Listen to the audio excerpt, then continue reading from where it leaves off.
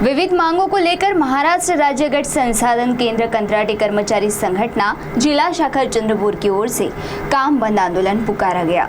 इस दौरान आंदोलन की रूपरेखा बयां करते हुए आंदोलनकर्ता ने अपनी प्रतिक्रिया में क्या कहा, देखते हैं इस खबर में। महाराष्ट्र राज्य गठ संसाधन केंद्र पानी और स्वच्छता कंत्राटी कर्मचारी संगठना जिला शाखा चंद्रपुर की ओर से विविध मांगों को लेकर काम बंद आंदोलन पुकारा गया। इस दौरान मांगे पूरी न होने पर तीव्र आंदोलन का इशारा दिया गया। तो आइए सुनते हैं आंदोलनकर्ता ने आंदोलन की रूपरेखा बयां करते हुए और अधिक क्या जानकारी दी। मी सुनील नुत्तलवार, महाराष्ट्र राज्य कंत्राटी कर्मचारी संघटना पाणी व स्वच्छता जिल्हाध्यक्ष। आमचं जे आंदोलन आहे ते आंदोलन मानधनासाठी होत आहे। डिसेंबर 2025 पासून ते मे 2026 पर्यंत अजूनपर्यंत 6 महिने झाले मानधन मिळालेला नाही आहे। शासन सर्वतोपरी सगळे आपले अभियान राबवून घेत आहे, पण त्यांच्याकडून आम्हाला मानधनाची अपेक्षा मानधन देत नाही आहे। आज मानधन नसल्यामुळे या तप्त उन्हामध्ये कोणताही डेकोरेशन न करता आम्हाला आंदोलन करावं लागत आहे। 47° तापमान असून सुद्धा त्या तप्त उन्हामध्ये आमचे सगळे 27 पण सहकारी इथे आंदोलनाला बसले आहेत।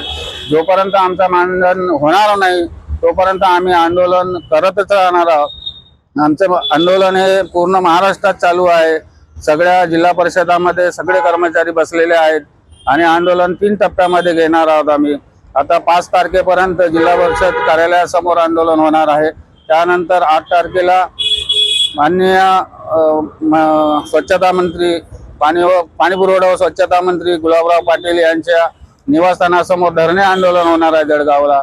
त्यानंतर जर आमचं मानधन झालेलं नाही तर आमचं तीव्र आंदोलन होणार आहे। आम्हाला शासनाला एकच म्हणायचं आहे की आम्ही जगायचं कसं।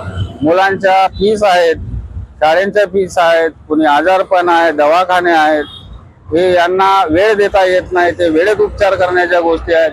वेळेत जर मुलांची फीस भरली नाही तर शाळेत येऊ देत नाहीत। ही सगळ्यांची समस्या आहे। कृपया विनंती आहे शासनाला की त्यांनी आमच्या या सगळ्या अडचणी या त्यांनी लवकरात लवकर पूर्ण करावं, अन्यथा तीव्र आंदोलनाचा इशारा देण्यात येत आहे। CTV के लिए प्रतिनिधि वैभव रियारकर की रिपोर्ट।